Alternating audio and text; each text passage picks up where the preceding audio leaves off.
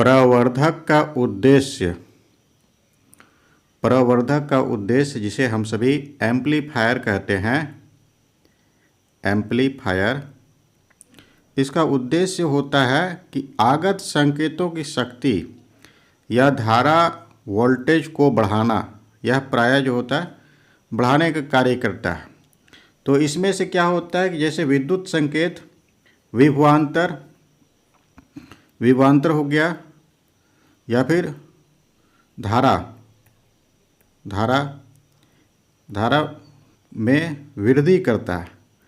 विद्युत संकेत जो होता है विभवांतर के रूप में हो सकता है या फिर धारा के रूप में हो सकता है। इस तरह से आगत संकेतों का जो है शक्ति या धारा में को बढ़ाने का कार्य एम्पलीफायर करता है, प्रवर्धक। अगला है MOS, तो मेटल ऑक्साइड। MOS का पूर्ण रूप जो होता है, M का हो गया मेटल, O से होता है ऑक्साइड और S से होता है सेमीकंडक्टर। सेमीकंडक्टर, सेमीकंडक्टर मतलब अर्धचालक जिसको हम लोग कहते हैं। तो पूरक धातु ऑक्साइड अर्धचालक, धातु ऑक्साइड अर्धचालक इसको हम लोग कहेंगे। MOS को धातु ऑक्साइड अर्धचालक। यह क्या होता है, कंप्यूटर में माइक्रोचिप्स के अधिकांश भाग में निर्मित ट्रांजिस्टर के इस्तेमाल में जो होता है अर्धचालक तकनीकी होता है।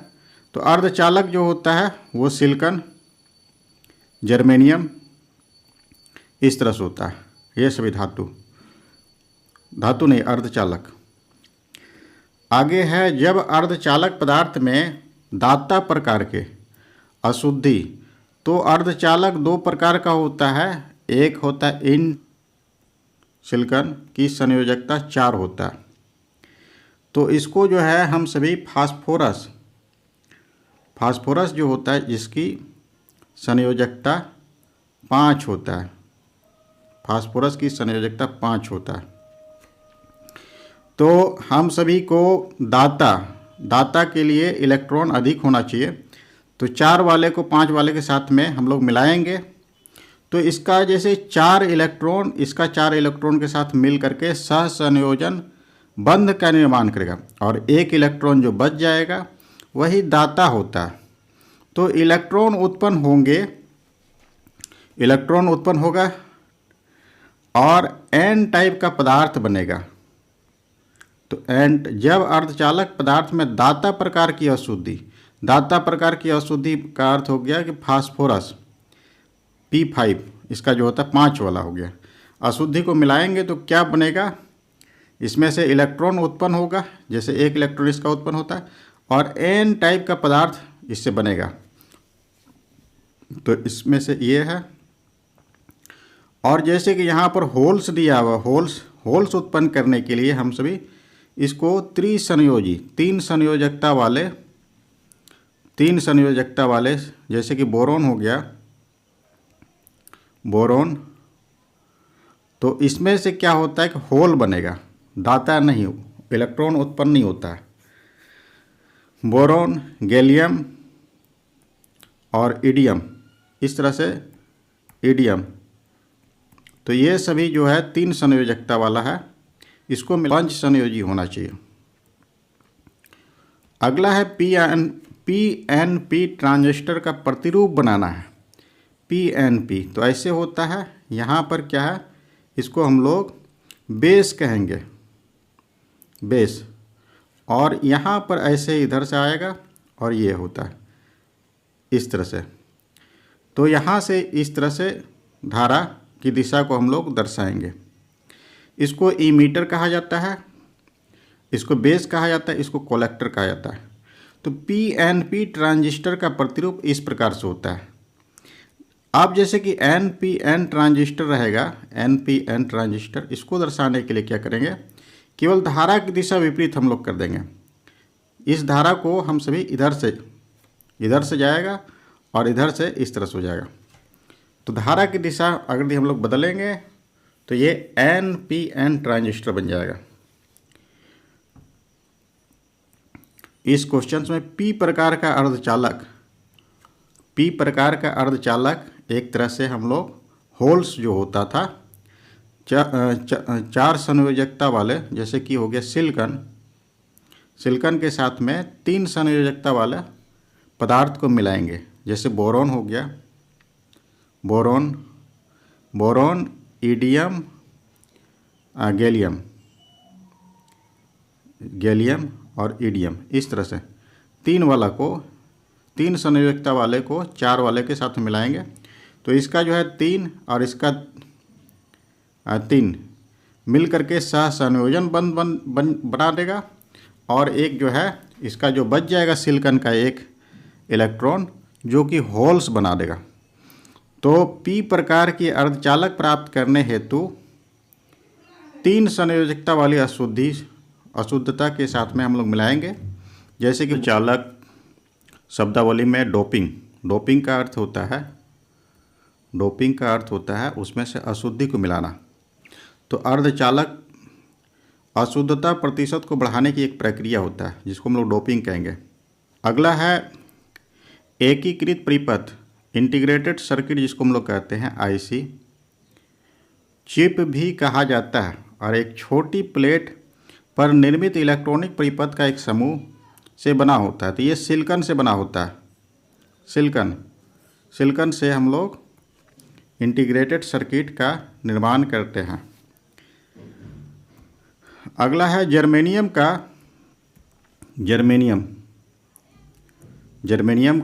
का प्रयोग मुख्यतः किया जाता है। तो अर्धचालक के रूप में हम लोग करते हैं जर्मेनियम का प्रयोग। इसकी संयोजकता 4 होता है, और इसमें से हम सभी, अगर दी एन टाइप का अर्धचालक प्राप्त करना हो तो इसमें से हम लोग 5 संयोजकता वाले पदार्थ को मिलाएंगे, और होल्स अगर दी प्राप्त करना हो तो 3 संयोजकता वाले। 3 संयोजकता वाले में क्या क्या आता है?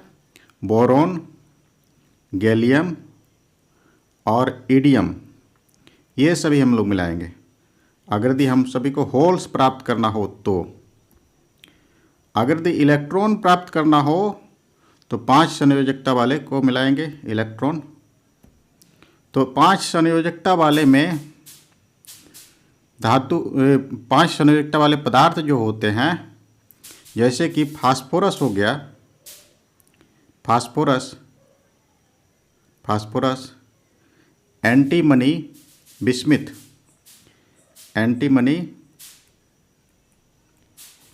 और बिस्मिथ आता है। अगला है प्रकाश उत्सर्जक डायोड, जिसको हम लोग LED कहते हैं, लाइट इमिशंस डायोड। तो इसमें से क्या होता है? डायोड LED इलेक्ट्रॉनिक उपकरणों के प्रयोग किया जाता है। जैसे टेलीविज़न जो होता है, ये रेडियो तरंग को छोड़ता है।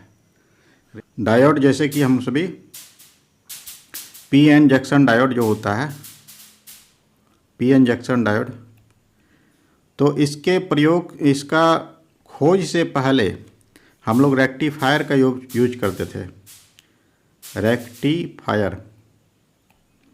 रेक्टिफायर का कार्य होता है, यह AC को DC में बदलता है। AC करंट को, प्रत्यावर्ती धारा को दिष्ट धारा के रूप में बदल देता है, जिसका प्रयोग जो होता है रेडियो, टेलीविज़न या फिर अन्य सभी उपकरणों में किया होता है। तो डायोड को एक रेक्टिफायर के रूप में प्रयोग करते हैं। रेक्टिफायर बाद इका सिलिकॉन में बदल दिया गया। तो जर्मेनियम की खोज के बाद जो होता है, इसे इक्का सिलिकॉन में बदल दिया गया। तो जर्मेनियम का खोज जो है 1886 में हुआ था, और जर्मेनियम का परमाणु संख्या 32 होता है, और परमाणु भार जो होता है वो 72 होता है। तो इस तरह से पहले जो है आवर्त सारणी में जगह को खाली रखा गया था। इनके खोज होने के बाद फिर उस जगह पर इसको रखा गया, जर्मेनियम जो होता है एक अर्धचालक होता है। अगला है कि अर्धचालक सेमीकंडक्टर। तो जर्मेनियम जो होता है अर्धचालक सेमीकंडक्टर होता है, जाना जाता है।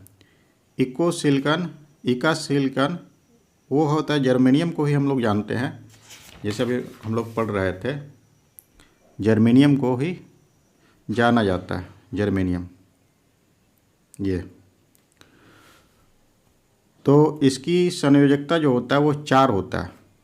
तो यहाँ पर जो है कुछ पदार्थ दिया हुआ, जैसे कि जर्मेनियम हो गया, आर्सेनिक हो गया, सेलेनियम हो गया और ब्रोमीन हो गया, कि परमाणु कक्षाएं जो होता है वो 4 होता है।